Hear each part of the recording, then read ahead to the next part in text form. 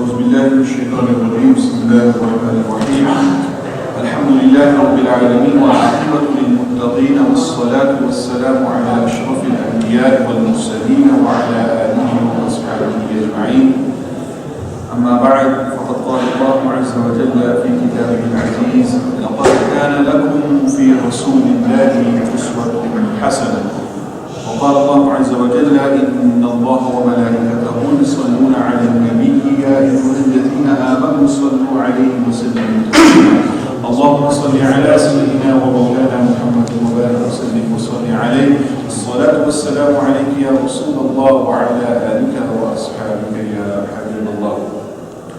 Alhamdulillah, by the infinite grace and mercy of Allah subhanahu wa ta'ala, we are gaining some momentum in the days and also in the nights of Ramadan. So may Allah subhanahu wa ta'ala give us all the ability to maintain this momentum, not just in the month of Ramadan, but also outside the month of Ramadan as well.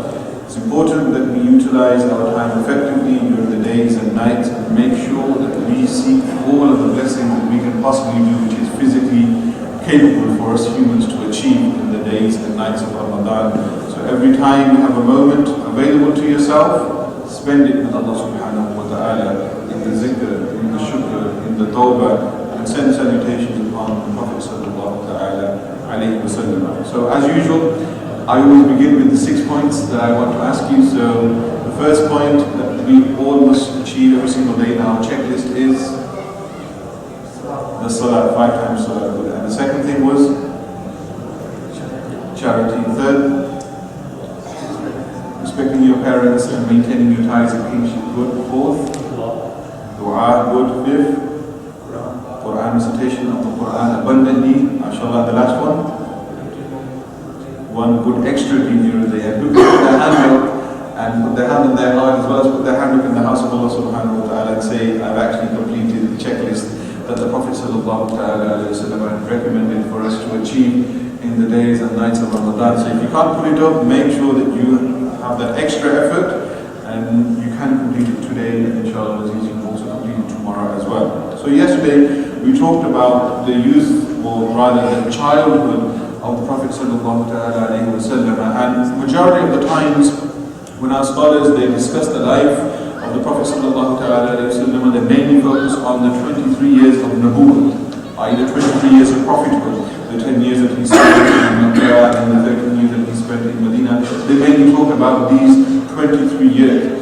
And they often tend to neglect the 40 years before the prophethood, which are equally very, very important as well. Because these things that remind us about the true nature of the Prophet sallallahu ta'ala alayhi wa sallam in terms of his human capacity, and how we can connect to this nature of the Prophet sallallahu ta'ala alayhi wa sallam and learn from his childhood, learn from his youth, learn from his adulthood and all the things that he did as a human being. So if he can do it, which he did before the Nabuwwat, we can also achieve something similar, something akin to what the Prophet sallallahu ta'ala alayhi wa sallam achieved. So today, what we'll be doing is we'll be covering the youth of the Prophet sallallahu ta'ala alayhi wa sallam, and then we'll be going towards the marriage of the Prophet sallallahu ta'ala alayhi wa sallam, and then finally we'll go towards the beginning part of the revelation of the Prophet alayhi salatu wasalam. So these are the 3 core points that we'll consider today and discuss in detail inshallah. But before that, a quick recap on what we discussed yesterday. The first one was on the social background of the Prophet sallallahu ta'ala alayhi wa sallam. So we all know that he was an orphan. He was born as an orphan because his father had passed away, and he was the only child in the family as well, so he didn't have any siblings, any brothers and sisters, so he was an orphan when he was born. And from a very, very young age he learned that the world and the life that is in this world is transitory, i.e. it will come and it will go. Nobody will remain here forever. And that lesson of life and death is very, very important for us to learn from a young age. Because otherwise we think that we're going to live forever and we can do whatever we want and behave however we want. But if you learn that from a young age, then you keep yourself in check and you do those things that you have been sent out for by Allah subhanahu wa ta'ala, which is His recognition, which is His worship, and to be a good, honest human being. So that social background and that check is very important. And this is what the Prophet ﷺ received when he was very, very young. The second thing that we learned about was his upbringing and how he moved so many times. He moved 5 times. First he moved from his mother, went to his grandfather, after his grandfather then he went to his uncle, and after his uncle then he ultimately ended up living on his, with himself and then living with Sayyidah Khadija al-Kubra radiallahu ta'ala anha. So you can see how many times he moved throughout his lifetime and how this took a toll on him as an individual, as a child, as a person who's growing up, and it would naturally affect us as well. If you go to foster homes, if you go to those homes where children are adopted and constantly moved around, you look at them, you look at their behavior, their demeanor, and how they snap at you and how they are not loving or caring or affection because they have been mistreated. They've been moved around again and again and again, so therefore their behavior reflects that as well. A constant change and flux in human nature. However, in spite of all of these changes that the Prophet ﷺ was going through, these physical changes, these emotional changes and psychological changes, he was still very, very firm in his resolve, in his yaqeen, in his character, in his responsibility, in his discipline, and also in his reliance upon himself and also upon Allah subhanahu wa ta'ala. So yesterday we left with him being with his uncle Abu Talib, and we know that he himself, Abu Talib, had 10 kids as well in the home. So the Prophet ﷺ didn't receive the huge amount of love and affection that any child really expects from a very, very young age. But in spite of that, up until that time, he learned how to become a more serious person, more responsible person, and at the same time how to be a more flexible person and to adapt to the circumstances that he may be in. And this is one key thing which is very lacking in our youngsters, that you put them in a tricky situation and that's it, they either drown or they just about swim or float. So you have to learn to be flexible and adapting your life to the various circumstances that may be thrown at you, whether it's from your parents, from society, from Allah. And then, carrying on with the recap, we learned about the work of the Prophet ﷺ, that first he was a shepherd, and he would herd sheep. And it's important to reflect upon why he would herd sheep and not camels or cows, because cows generally stay together, and so camels, they generally stay together in a group, whereas sheep, they go wherever they want. They're so they go here, one's over there, one's over there. So to learn how to herd sheep, to bring them together and to unite them is a very, very key skill. And all of the Anbiya, they generally were shepherds, and they learned this ability to bring people together, just like sheep. You bring sheep together and you control them. Similarly, you learn how to bring human beings together as well. So from a very young age, he was working. He wasn't just sitting at home waiting for the job seeker allowance to come into his account, or just waiting for his parents to give him some money and say, I don't need to do anything. No, he was active. He was out there. He was taking care of himself. And this is what we need to instill in our children as well from a very, very young age. Not just in front of the PSP and the TV industry. No, get out there, get some experience, learn these life skills. Learn these life skills, and this is what we need to really reflect upon, why again and again I'm illustrating the human nature of the Prophet ﷺ, because nobody can achieve the prophethood of the Prophet ﷺ. We can't achieve that, because this was something which was given to Allah subhanahu wa ta'ala, a direct gift from Allah subhanahu wa ta'ala. So nobody can ever achieve that. However, we can reflect, we can emulate and copy the human characteristics of the Prophet ﷺ, which are the 40 years before Nubuwwah. So this is why I'm again and again reminding you that he suffered all of these things, emotional turmoil, physical turmoil, all of these things. Look at how he persevered and got through it. So you can do it as well. Look at how he got up from it and he went out to work and he learned, he studied, he worked, and he did all these experiences of life as well. So he was doing that when he was very, very young. And then with his uncle Abu Talib, he would go out on trade as well. He would go to Syria, he would go to Yemen, he would go to the Philippines, and nearby as well, and he learned how to trade, how to deal with people, and how to do all of these things as well. Similarly, make sure you take your children out, not just to Safari Park or to Alton Towers and places like that. No, these places will not teach them life skills, and they will not learn how to interact with other people, rather they teach them patience. We have to stand in the line, can we not get a fast track ticket, why do I have to do that? So take them to places where they will benefit, they will learn something about human nature. So he did that, and he learned how to unite people, just how he united sheep together, and he learned how to deal with people, gain those interpersonal communication skills as well. And we know that he learned how to judge people and their character. The more you deal with people, the more you learn the jalakiya and the ushariya of people. That the subliminal messages, what's hidden between the lines, and what people are really saying. Their body is saying something, their tongue is saying something else, their mind is saying something else. So you learn all of these things. and you need to have their exposure to people. Just sitting at home idly, you will not learn these things. So it's very important. And this is how the Prophet ﷺ, whenever a particular Sahabi companion would come to him, or even a non-Muslim would come to him, he would deal with them individually. He would deal with them individually and not just say, this is equal for everybody. No, you look at him, you look at his demeanor, look at his behavior, look at his background, understand, analyze, assess all of this and say, this is the best medicine for you. Just like a doctor, everybody has their ailments, but he knows what's best for you. One Sahabi would come and he'd say, tell me that one action that I need to do which will take me to Jannah. The Prophet ﷺ would tell him one thing. Another Sahabi would ask the same question, but he would give him another completely different answer. Why? Because he understood people, their mental ability, their physical ability, and their connection to Allah subhanahu wa ta'ala. So one book doesn't fit everybody. Everybody is different and individual. We need to learn how to judge people, judge your family members and your friends, and not just treat everybody the same. And you can only gain that via experience and via meeting with people.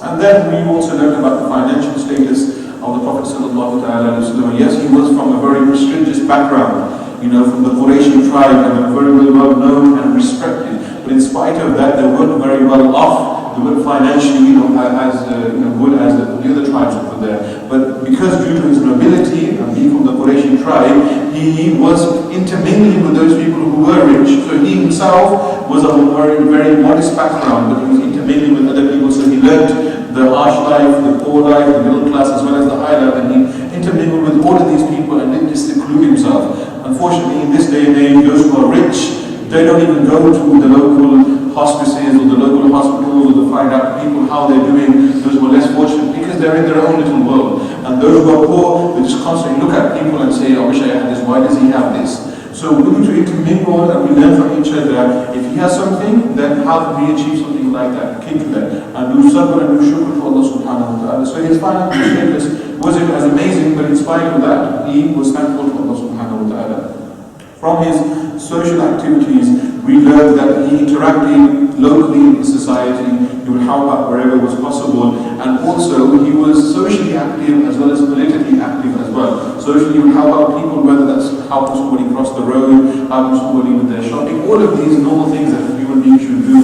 At the same time, politically, he was active as well, because during the time of the Prophet ﷺ, when he was roughly 18 years of age, there was a war that took place between the Quraysh tribe and another tribe, and that war carried out for 4 years. 4 years that war took place. Naturally, when you're in your city and there's a war taking place, you have to take one side or the other. So politically, the Prophet ﷺ had to learn how to adapt, how to say the politically right statement, and how to deal with both sides and both parties. And the Prophet ﷺ, politically, he was active in that war. He didn't physically fight, but he was there to protect those people who were being falsely accused, to protect those people who were being mistreated, and he would protect their belongings and protect their honor as well. And this is where the federation came together, which was called the Hilf al-Fudul, and he was part of that. He was a member of that federation, of that group, where they made a pledge and allegiance to protect any person who was wrongly treated by any tribe. The Prophet would stand up for that person and say, look, we made a pact, and we are the youngsters, we are the youth of this area, and we will not allow any injustice to take place. So socially he was active, and politically when it was necessary, he was active as well. Whereas you ask our youngsters this day and age, who are you going to vote for? They don't even know the party's name, let alone their manifesto and what they stand for, and which right wing they are, or left wing, or they're moderate, who they are. They don't know any of these things because they don't really care. But it's important for you to be part of your community, part of your society, and find out what's happening and make an active change and play an active role in that society as well. Not just sit on the sideline and say, let them take care of it. Why should I worry and stress? No, you should worry, because it will impact you in the future, will impact your children, will impact your family, and impact the future generations as well. So the Prophet ﷺ, you can see all of these things are very, very human in their nature. He's socially active, he's politically active, he's working, he's going through all of these ups and downs in life, but he's persevering, he's carrying on. Whereas our youngsters, we have everything given to them on a silver platter, and then even then, in spite of that, they think the world is on their shoulders, and life is so hard, you don't realize, you don't know what I've been through. These are the answers that kids come up with. When you tell them to do something, I just don't have the time, I'm just so stressed. The world is on my shoulders, I have to do this, my mom gave me this job, and they have so many excuses.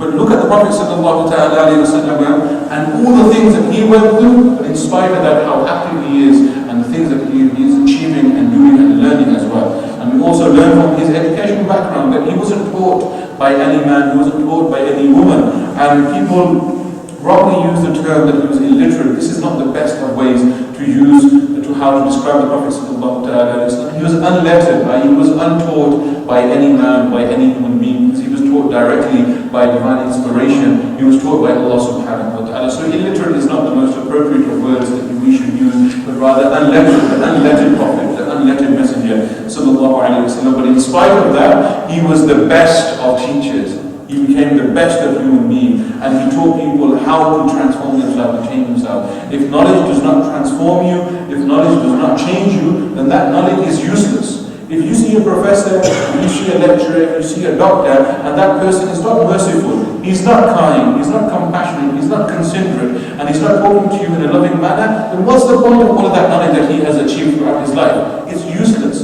Knowledge is that. Knowledge is a nur. It is a light from Allah subhanahu wa ta'ala which changes your heart, which transforms your eyes and your actions and you as a being. And that is the knowledge that the Prophet sallallahu alaihi wasallam taught to all of mankind, of being good human beings, being honest and upright human beings. So don't always think that I have this certificate on my wall, I've achieved this degree, or I'm this and that. How have you changed? How have you transformed? How have you become a better person? Because on the day of Qiyamah, Allah subhanahu wa ta'ala will ask you, did you have this knowledge and that knowledge, but did you ever act upon that knowledge? Did you allow that knowledge to transform you, to transform others around you? And look at how the Prophet sallallahu alaihi wasallam, in spite of no educational background, how he transformed himself and transformed every single person that he came across. How many people have come to you in your life? How many people's lives have you changed around in your life? So this is an important question as well. So what I'm trying to get at is that don't isolate yourself as individuals.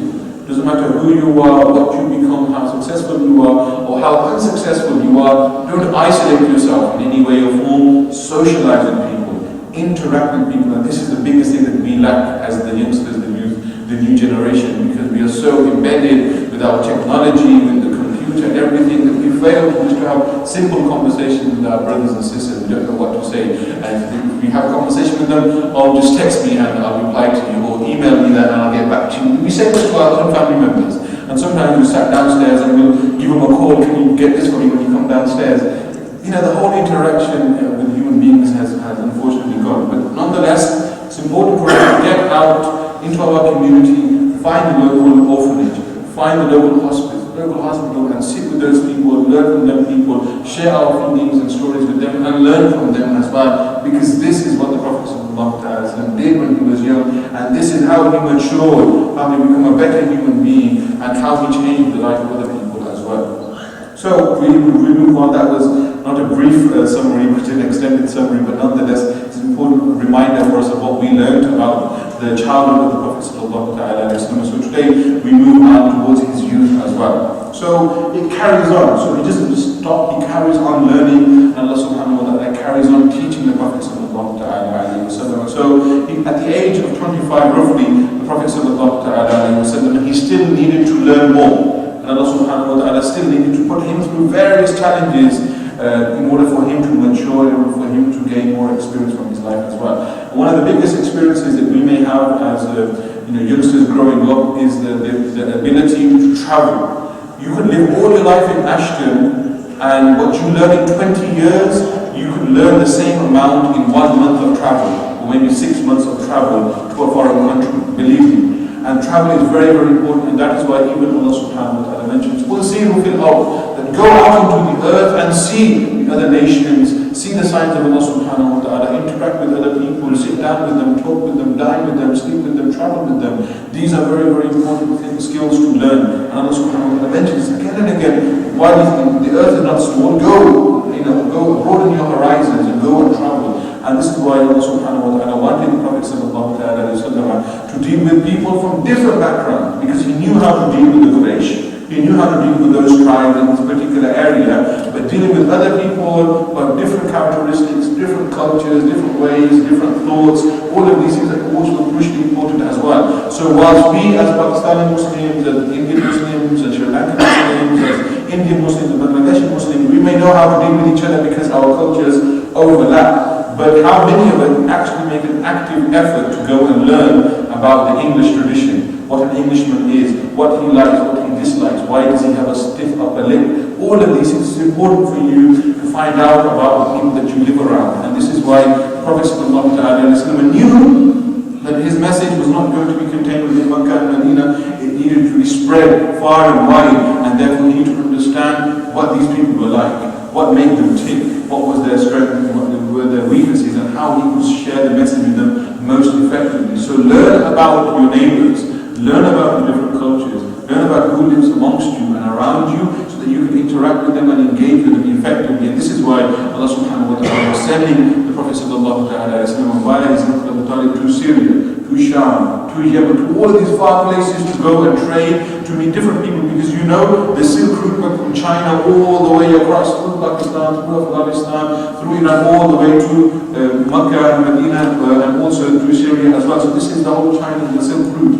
So it's when here you meet, it's a melting pot of different cultures, civilizations, and it's important for you to learn from other people as well. So the Prophet ﷺ, he needed to get that extra experience, that extra exposure to different cultures and customs as well. So that's why I encourage you all, youngsters, that if you have the opportunity, and I know that you have the wealth, alhamdulillah, if you have the opportunity, make sure that you go out and travel, whether that's a gap year between universities and A-level, or in a gap year during your university.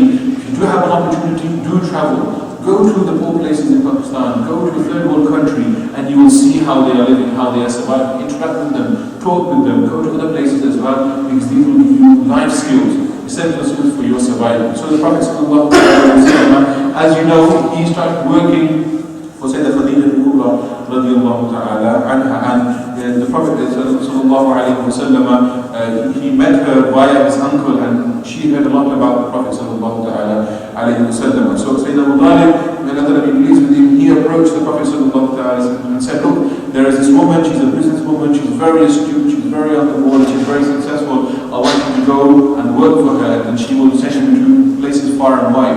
So the Prophet sallallahu ta'ala, as you know, he worked for Sayyidah Khadija al-Kubra radiallahu ta'ala anha. But just some basic information and background relating to Sayyidah Khadija, who was she, and what did she do for the Prophet sallallahu alayhi wa sallam, and similarly what she did for Islam as well. She was no ordinary woman. As you know, the beginning of Islam took place in the lap of Sayyidah Khadija al-Kubra radiallahu ta'ala anha. When the Prophet sallallahu ta'ala sallam came back from after the first revelation, he went to Khadija al-Kubra, and she would have said, what are you doing? You're mad, you don't know what you're saying, why are you shaking? Stop going to that cave, stop thinking and pondering. She didn't say any of these things. She reassured the Prophet sallallahu alaihi wasallam, she comforted him and supported him, said that God will never leave you, because you are that person who takes care of family, of kin, you take care of those people who are poor and destitute. Allah subhanahu wa ta'ala will never leave you. Don't ever despair from Allah subhanahu wa ta'ala. So she reassured the Prophet sallallahu alaihi wasallam when he needed that reassurance the most. She gave him that support, she gave him that strength and that confidence to realize that yes, this is something coming from Allah subhanahu wa ta'ala, and Allah wants me to fulfill this great mission. So she has a great place in Islam. It wasn't for her support, and you know that when you plant the seed, that is the most crucial time.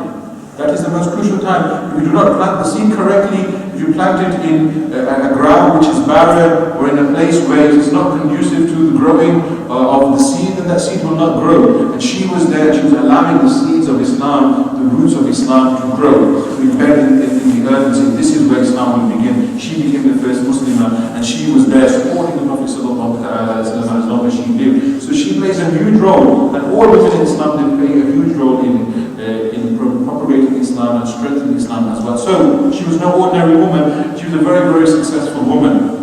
However, before the Prophet ﷺ, she was widowed twice, so she married twice, and both of her husbands had passed away.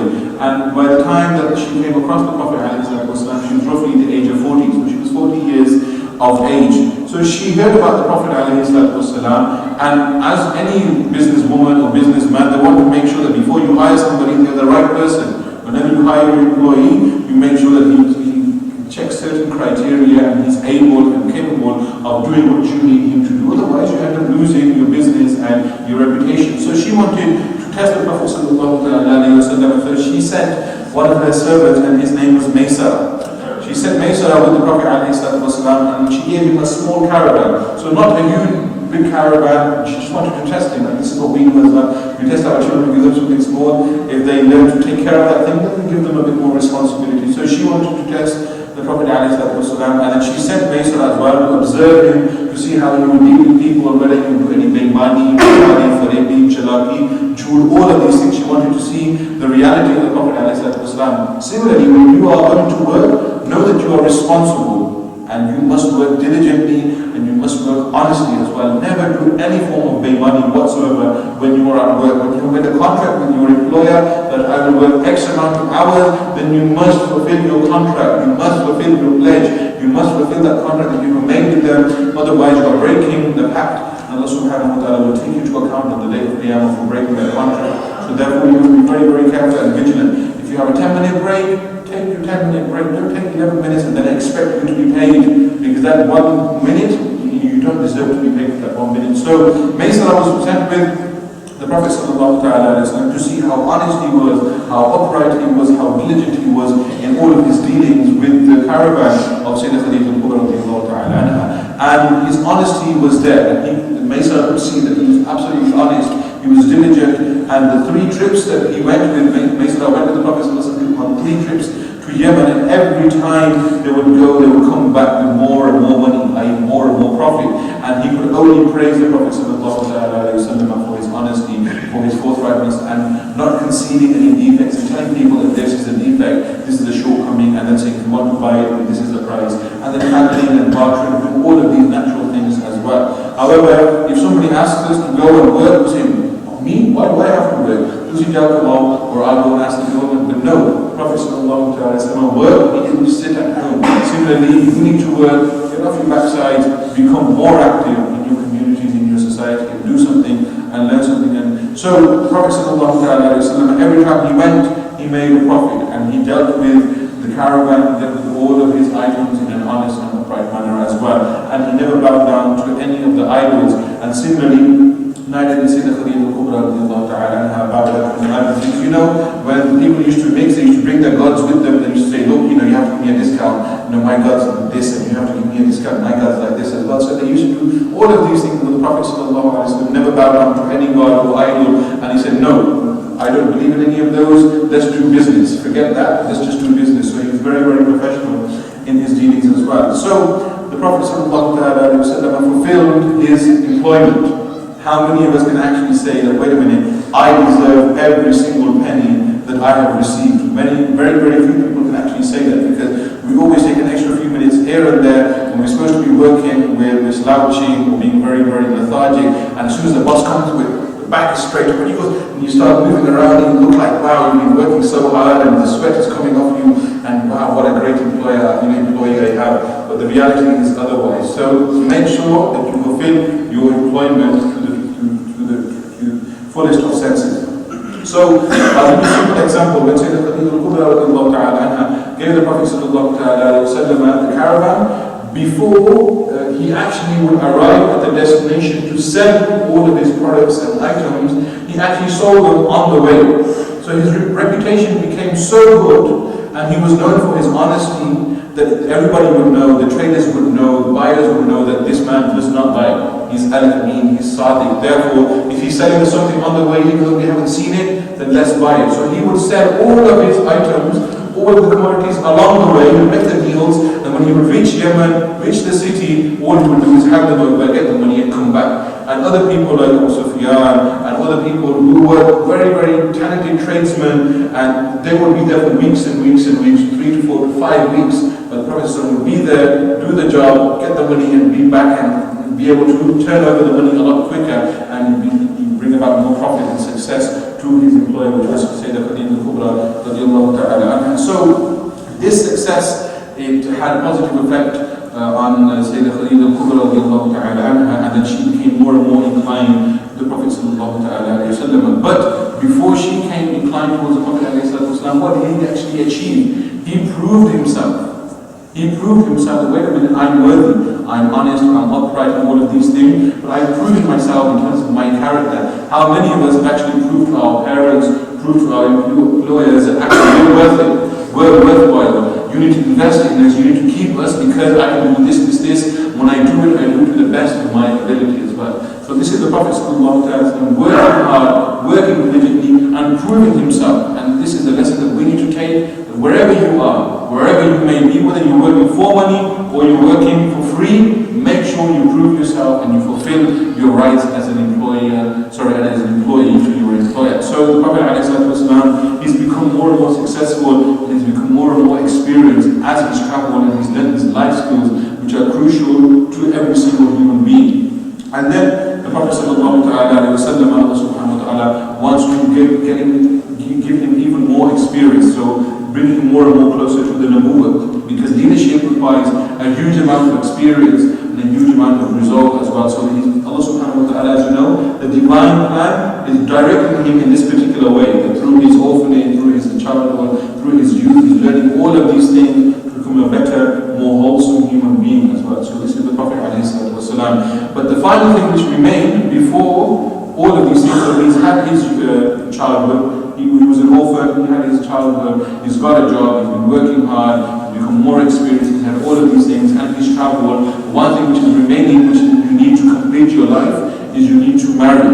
You have all of these experiences which you can achieve throughout your life whilst you're a bachelor, but you can't you can't have the experiences of being a husband until you marry and have the ups and downs of a relationship and how to deal with your wife and also with your children and these things as well. This is a very important part of a human endeavor as well. So this is how Allah subhanahu wa ta'ala is directing the Prophet sallallahu alaihi wasallam. So through Abu Talib introduced them, the Prophet sallallahu alaihi wasallam to Sayyidah Khadija.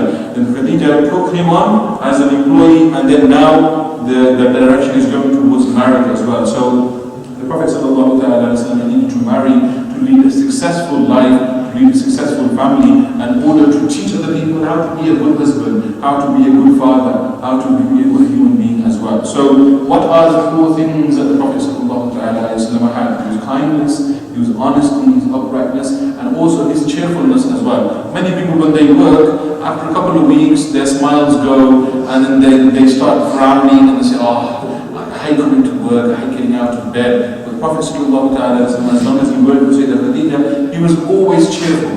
Always cheerful, and this is a very important thing to have in your marriage as well as in your workplace as well. If you can't make your workplace work, you're not going to be able to make the marriage work as well, because your marriage is even more difficult than your employer. It can be very, very difficult as well. So making sure that you are cheerful, you are positive all the time is very, very essential. So these are some of the core ingredients the Prophet ﷺ had, and this is what Sayyidah Khadija was inclined toward when she saw the Prophet ﷺ. So we come to Sayyidah Khadija. Many proposals had been given to her before the Prophet ﷺ from many from people of good standing, good status and good maqam, but she rejected all of them. Why? Because she admired the Prophet ﷺ. And then she wanted to propose to the Prophet ﷺ, but she didn't do it in a direct manner, the way that we assume that she just went out to him, knocked on his door and said, come on, me and you, just get married. No, it wasn't like that at all.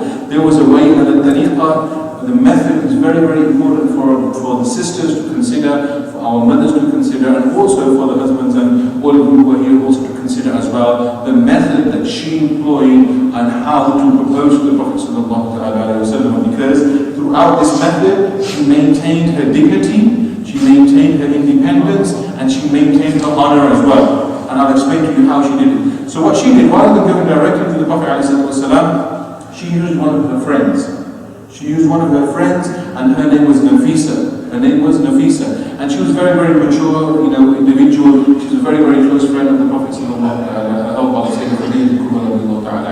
So she went to the Prophet ﷺ, and this is the conversation that took place between Nafisa and the Prophet, and she's been sent by Sayyidah Khadija. So she asked the Prophet, are you married? She knew the answer already, but look at how it develops. So Nafisa was going on behalf of Sayyidah Khadija, and she says to the Prophet Muhammad, are you married? And he says, no, I'm not married. And then she says, why are you not married?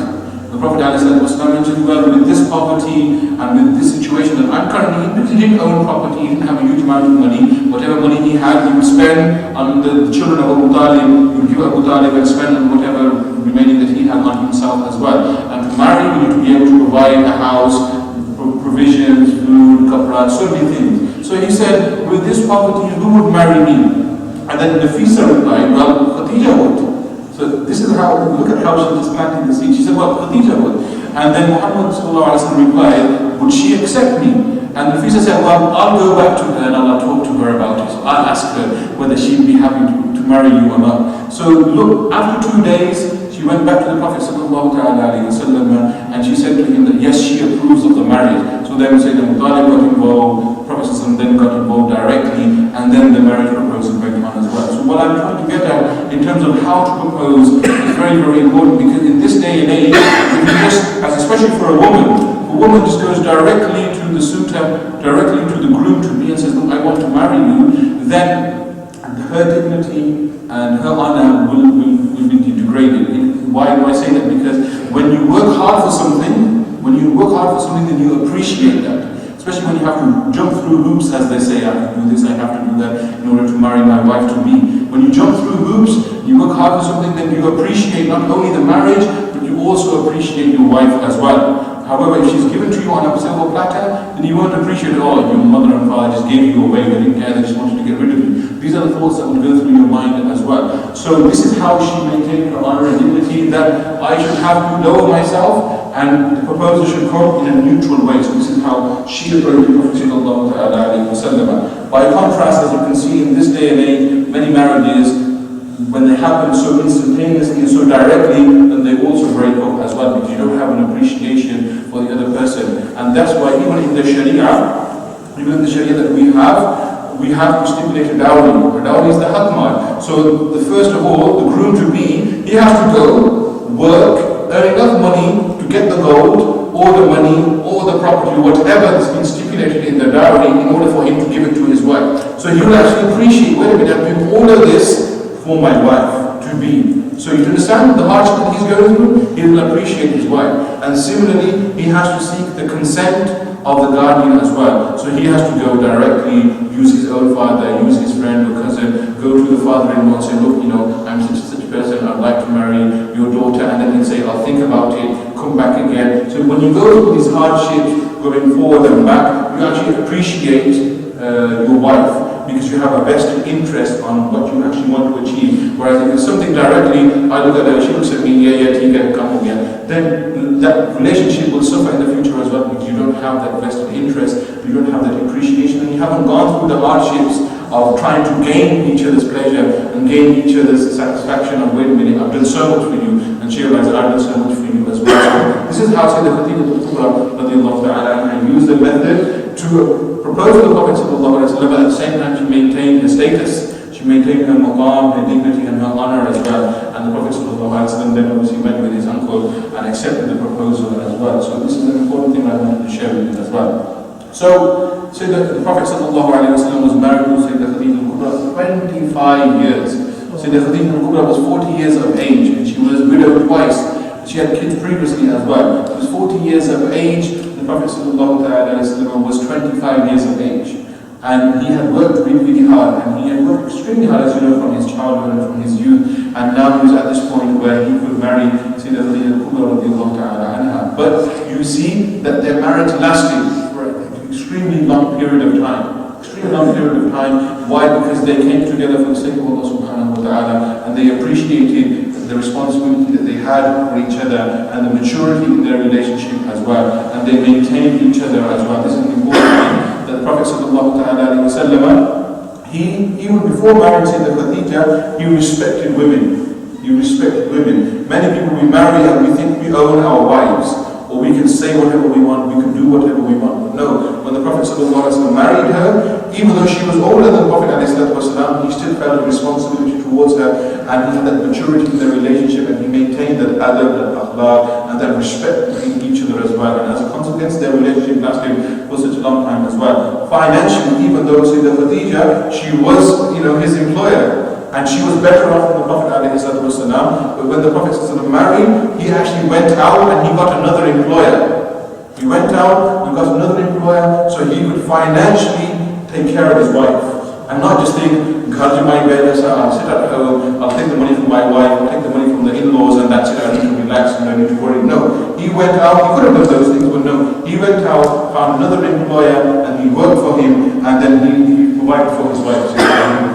And this is something that we need to do as well. It's very, very important that we not just be relying on the in-laws and saying, we don't need to worry, we've got everything sorted in the back as well. And even though the Prophet ﷺ was from a different social background, he wasn't financially well off, he still did the best to provide for his wife and to maintain and to bridge that gap between them as well. So they had a sacred relationship, they had a financial relationship, they had a sacred relationship, and a mutual relationship, a mature relationship, which enabled them to stay together for such a long time and also have such beautiful children as well. And this is something which is lacking in our children, lacking in our relationships, that we don't, first of all, appreciate our wives, and don't even go to any hardship to achieve that relationship and to get before we even marry them. And once we have married them, then our process of living with them is diluted completely. We're not responsible, we're not mature in our relationship, we're not financially there for them as well, and we don't deal with them in the best of manners. We don't have that mutual respect for each other either. The Prophet had all of these core essential elements in his relationship, and this is why his marriage lasted the longest. We say the Khadija until obviously she passed away. And believe me, had she not passed away, the Prophet I don't believe would have married elsewise. He only married due to political reasons, due to bring tribes and clans together as well as political reasons. So that's something which is separate. Inshallah, we'll discuss that at another time. Anyhow, the point is, the Prophet ﷺ, he knew how to be a good human being and how to take all of his skills of interacting with people, uniting people, of bartering, of debating, of being responsible and mature, and he used all of them in his relationship with his wife. However, what we do, no matter how many skills that we learn at the office, with management skills and with conflict resolution and all of those things, we learn so many skills at work. As soon as we come home, they go out of the window. They go down the drain, we don't care. If food's not there, we start shouting, we start screaming, we don't control our language, we don't control our actions, and then we just become barbaric. We become like children again. However, the Prophet ﷺ, in his relationship, used all of his life skills with his wife as well. So make sure that the skills that you learn, don't just make those skills for outside, internalize them in your heart and in your mind and use them effectively in every single moment of your life as well. I'll give you a simple example in terms of how to deal with other people. Sayyidina Umar ibn Khattab, he once asked a man that, do you know such and such person? What kind of person is he? Is he a good person? Is he an honest person and upright? And the man replied, yes, I know him. And Sayyidina Umar ibn Khattab, he asked him, well, have you ever dealt with him financially? Have you traveled with him? Have you dined with him? Have you wined with him? Have you dealt with him financially? Or traveled with him? And he said, no. So in reply to that, Sayyidina Umar said, you probably just saw him in the masjid banging his head, and then you think, yeah, I know this person. So until you actually deal with people, travel with people, dine with people, and deal with people, you will never find out their true nature. And this is why I say that Khadija, she tested the Prophet again and again to see what he was really like before she went and she proposed to him. We just go, head on into any relationship and any marriage. She looks good, she's got money, she's got wealth, no. You need to make sure that you investigate that person, you're going to be with them for the rest of your life. And she needs to investigate you as well. Are you an upright person? Are you an honest person? Find out from your friends, find out from your families, find out from your enemies what kind of person you are. And if you see that these things are good, they're positive and they're compatible, then marry them. Not just because it's convenient, not just because you're coming of age, or your biological clock is ticking, or your parents are forcing you. No, do it for the right reasons, the way the Prophet ﷺ did, and how he developed his relationship as well. And similarly, how Sayyidina Umar ibn Khattab, saying that, have you dealt with people financially, physically, spent time with them? If you haven't, then how can you ever attach to a person and their personality or their characteristics? No, always make sure before you actually embark on a relationship with them. And the biggest of contracts, the biggest of relationships is none other than the marriage itself. So that was something related to the Prophet and so the marriage lasted 25 years. 25 years, and if you actually look at the statistics in the UK, especially in the last decade, marriage on average is lasting around for 3 to 4 years. If we don't have the patience for each other, we ourselves are not mature in terms of humans, individuals. We're not mature ourselves, and we take that immaturity into our relationships, and that as a consequence breaks the relationship as well. So look at what's happening now, and look at how the Prophet ﷺ lived in so much harmony and love. Even though she was 40, he is 25, for 25 years they lived together in utter peace, love, affection and harmony. and they lived together 15 years before prophethood and 10 years after prophethood. This is the 25 years that they lived together, and they had 6 children. They had 4 girls and they had 2 boys. The 4 girls, their name was Zainab, Sayyida Ruqayya, Sayyida Kulthum, and Sayyida Fatima Zahra radiyallahu ta'ala anha. And also they had 2 boys, which was Al-Qasim, and also they had the son, which was Abdullah. And as we know, Allah subhanahu wa ta'ala took away the sons of the Prophet ﷺ, and the daughters were left with the Prophet ﷺ. So look at this individual, look at this human being, the child that he had, how he was orphaned, how he went from home to home, how he went through so many problems and trials and tribulations, and then through his youth what he went through. So he's going through all of this, and finally he's found some stability. He's found love, he's found affection, he has children. What else would you want from life? So you finally have some stability, the Prophet has seen love, he's got a life, he's got a family, but this was immediately interrupted again by Allah subhanahu wa ta'ala when he took away the 2 sons of the Prophet ﷺ. And to remind the Prophet ﷺ, and to remind us that we work for all of these things, but all of these things are not the goals. They're not the objectives of why you've been sent here. This is not the purpose of the dunya. This is not the purpose of your creation. So this is another wake-up call and reminder from the Prophet ﷺ that this life is very, very short. And Allah subhanahu wa ta'ala was showing him again life and death. You will have these ups and downs in your life as well. And he was telling the Prophet ﷺ, don't be distracted, because this happens with us. Before marriage, we're busy with working and studying and all these things. When we're married, we're so besotted and infatuated with our new life, with our children, with our wife, that we completely forget that we have a bigger purpose and a greater purpose, which is to worship Allah subhanahu wa ta'ala. So this was a wake-up call from Allah subhanahu wa ta'ala, saying, look, don't be distracted.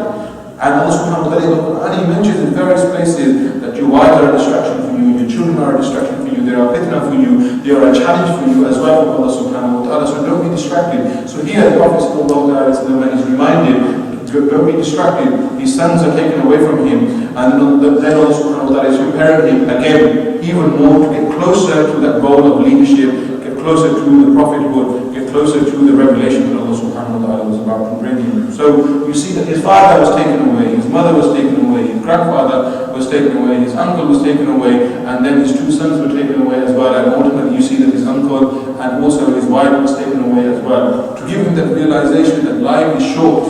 Life is short, and don't spend it in pursuit of this worldly happiness, but rather focus on the happiness of the hereafter, the goal of the hereafter. So Allah subhanahu wa ta'ala reminds us in the Quran and again, don't be distracted. And all of us, we are very much distracted because we're worried about who's going to pay the bills, how we're going to get food on the table, and how we're going to make sure we send our children to this school and that school and achieve this and that. However, we're not worried about the hereafter, and these are all sorts of distractions to see whether we can overcome these distractions and still worship Allah subhanahu wa ta'ala, or whether we completely forget Allah subhanahu wa ta'ala. Because with your children, it's very easy to forget the time and forget your namaz. Very easy to forget salah, tarawih, recitation of the Quran, and just be with your children, having a good time with your children. This is where the test is. So that Allah subhanahu wa ta'ala is testing the Prophet ﷺ again and again, and reminding him of the distractions. Focus, look at your goal, look at the purpose which is greater. It's bringing him to the next stage of his life.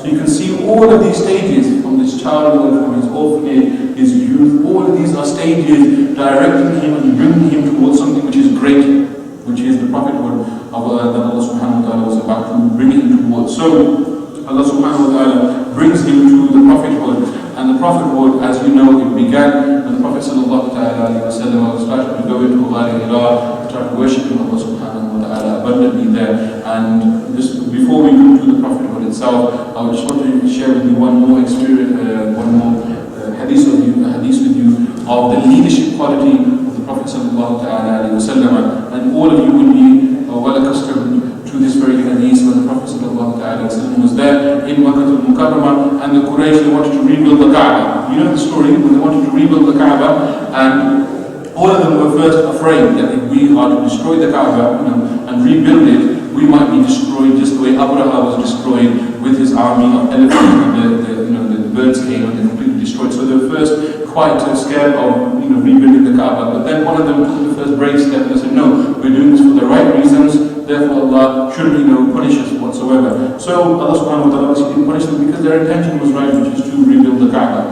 And And when they were rebuilding the Kaaba, it's worthy to note at this moment that they only rebuilt the Kaaba with halal money, and not with any devious money, not with any money which was unethical. They only used the rightful halal money that they had earned, and not from sharab, not from drugs, and not from prostitution or any of these other things or interest. They only used the halal money when they were rebuilding the house of Allah subhanahu wa ta'ala. But then he came to the Hajar Aswad, as you know, the black stone. So they started arguing amongst themselves, all of the tribes started arguing, and they came to the extent where they're about to go to war with each other. That wait a minute, I deserve it, no, I deserve it.